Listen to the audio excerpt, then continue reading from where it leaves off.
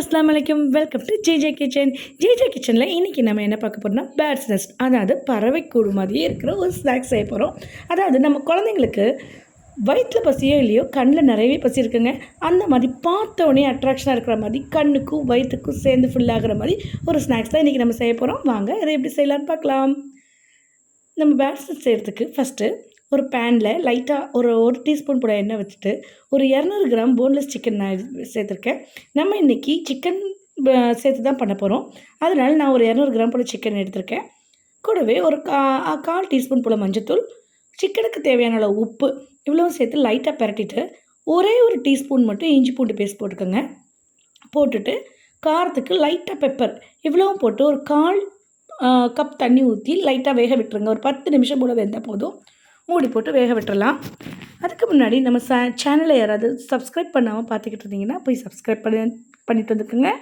அப்போ தான் நான் போடுற வீடியோ உடனே உங்களை வந்து சேரும். பெப்பர் போட்டாச்சு.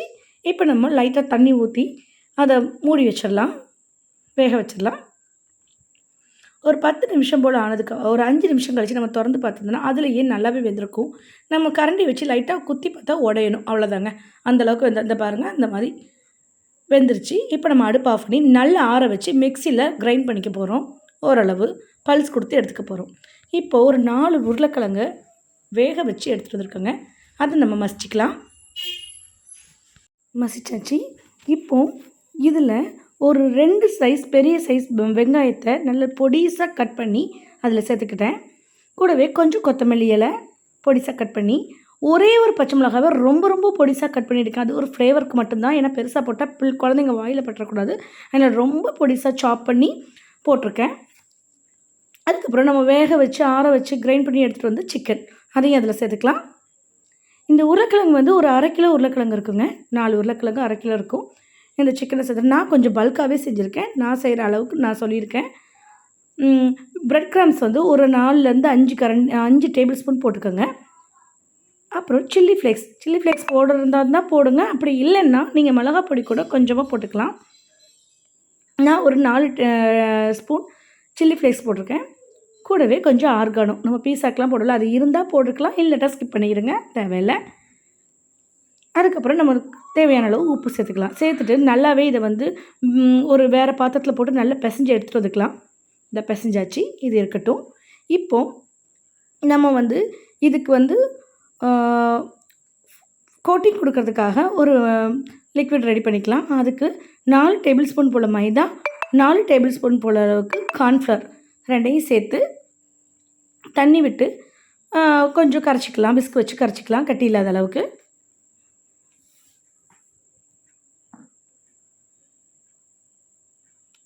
இதுக்கு தேவையான அளவு கொஞ்சோண்டு உப்பு மட்டும் சேர்த்துட்டு கரைச்சிக்கலாம். கரைச்சாச்சு. ஒரு பேக்கெட் சேமியாவை நல்லா நொறுக்கி எடுத்துக்கோங்க. இப்போ நம்ம கூடு செய்ய ஆரம்பிச்சிடலாம். அதுக்கு நம்ம கையில் லைட்டாக கொஞ்சம் ஆயில் அப்ளை பண்ணிவிட்டு இந்த கொஞ்சம் பெருசாகவே நம்ம வடைக்கு எடுக்கிற மாதிரி கொஞ்சம் அதை விட கொஞ்சம் பெருசாகவே பல்காக எடுத்து அதை இப்படி நம்ம ஒரு பெருவரில் வச்சு ப்ரெஸ் பண்ணி இப்படி ரோல் பண்ணிங்கன்னா கொஞ்சம் கர்வாக வரும். அதை அப்படியே உள்ளங்கையில் வச்சுட்டு ஒரு கர்வ் மாதிரி கொடுத்திங்கன்னா அழகாக ஒரு குட்டியாக ஒரு நெஸ்ட் மாதிரி வந்துடுங்க. பாருங்கள், இந்த மாதிரி ரொட்டேட் பண்ணிவிட்டு நம்ம லைட்டாக அப்படி இது பண்ணிவிட்டு கூட்டிகிட்டு கையில் வச்சு இப்படி பண்ணால் அழகாக வந்துடும்.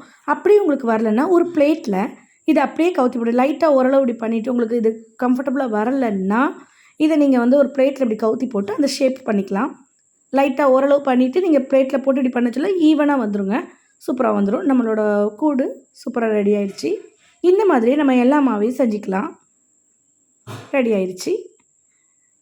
இந்த மாதிரி நம்ம எல்லாத்தையும் செஞ்சுட்டு இப்போது இதை நம்ம வந்து அந்த நம்ம கோட்டிங் பண்ணுறதுக்கு எடுத்து வச்சுருக்கோம் இல்லையா, லிக்விட் மைதாவும் கார்ன்ஃப்ளவருக்கு சேர்ந்து கரைச்சி அதில் முக்கிட்டு நம்ம கட்லெட் பண்ணுற மாதிரியே தாங்க, கட்லெட்டே தான், கொஞ்சம் டிஃப்ரெண்ட்டாக அதில் முக்கிட்டு நம்ம எடுத்து வச்சுருக்கோம் இல்லையா சேமியா, அதில் இந்த மாதிரி மெதுவாக இது மட்டும் கொஞ்சம் இந்த ஸ்டெப் மட்டும் கொஞ்சம் கவனமாக பண்ணுங்கள். மெதுவாக போடுங்க. மெதுவாக போட்டு மெதுவாக தொட்டு பெரட்டி எடுத்துக்கோங்க.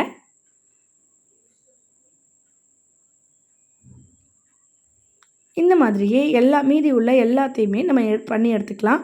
நம்மளுக்கு கூடு அழகாக ரெடியாகி வந்துடும். பார்க்கறதுக்கு உண்மையிலேயே குருவிக்கூடு நம்ம வீட்டில் ஒரு சின்னதாக குருவிக்கூடு செஞ்ச மாதிரி இருக்குங்க. பாருங்கள், அழகாக இருக்குல்ல?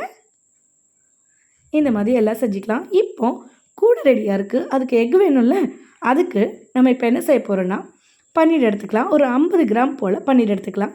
அது கூட கொஞ்சமாக சால்ட், கொஞ்சமாக ஒரு ஒரு அரை டீஸ்பூன் 1 டீஸ்பூன் போல் மிளகுத்தூள் சேர்த்துக்கலாம். 1 டீஸ்பூன் இல்லை, அரை டீஸ்பூன் போட்டுட்டு அதை நல்லா பிசைஞ்சு அது குட்டி குட்டி பால்ஸாக நம்ம போட்டுக்கலாம். பன்னீர் வீட்டில் செஞ்சதாக இருந்தாலும் சரி, கடையில் வாங்கினாலும் சரி. நான் கூடவே கொஞ்சம் ஆர்கானோ போட்டிருக்கேன். நீங்கள் இருந்தால் போட்டுக்கலாம், இல்லாட்ட தேவை கிடையாது. பிசைஞ்சிட்டு சும்மா ஒரு குட்டி குட்டி பால் மாதிரி போட்டு வச்சுக்கலாம்.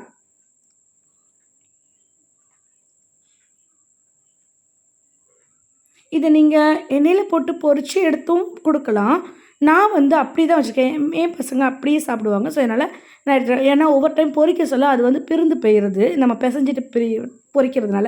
நான் அதனால் அப்படியே வச்சுட்டேன். இந்த மாதிரி எல்லாத்தையும் எடுத்தாச்சு. இப்போ நம்ம பொரிக்க ஆரம்பிச்சிடலாம். பேனில் நல்லா எண்ணெய் ஊற்றிட்டு, எண்ணெய் நல்லா ஹீட் ஆனோடனே ஓரளவு ரொம்ப சுட விடாமல் ஓரளவு சுட்டதுக்கப்புறம் நம்ம இந்த மாதிரி போட்டு ப்ரௌன் கலர் ஆகிற வரைக்கும் விட்டுட்டு, அதுக்கப்புறமா திருப்பி போட்டு நல்லா ப்ரௌன் ஆகிற வரைக்கும் விட்டு எடுத்துக்கலாம். இது ரொம்பவே பார்க்குறதுக்கு மட்டும் இல்லைங்க, டேஸ்ட்டும் அட்டகாசமாக இருக்கும். கண்டிப்பாக இதே மெத்தடில் இதே இன்க்ரீடியன்ஸோடு செஞ்சு பாருங்கள். ரொம்பவே டேஸ்ட்டாக இருக்கும். உங்கள் பசங்க ஒரு தடவை செஞ்சுக்கிட்டா திரும்ப திரும்ப கேட்பாங்க. இது கொஞ்சம் எப்படி சொல்கிறது, லாங் ப்ராசஸ் தான். ஆனால் டேஸ்ட்டும் பார்க்குறதுக்கும் ரொம்பவே அழகாக இருக்கும். நம்ம குழந்தைங்களுக்காக ஸ்பெண்ட் பண்ணுறதுல நம்மளுக்கு ஒரு தனி சந்தோஷம் இருக்க தானங்க செய்யும். லீவ் நேரத்தில் அழகாக செஞ்சு கொடுக்கலாம். ட்ரை பண்ணி பாருங்கள். நம்மளோட கூடு அழகாக ரெடியாகி வந்துடுச்சு. இப்போ கார்னிஷ்காக நான் கொஞ்சோண்டு கொத்தமல்லி வச்சுருக்கேன்.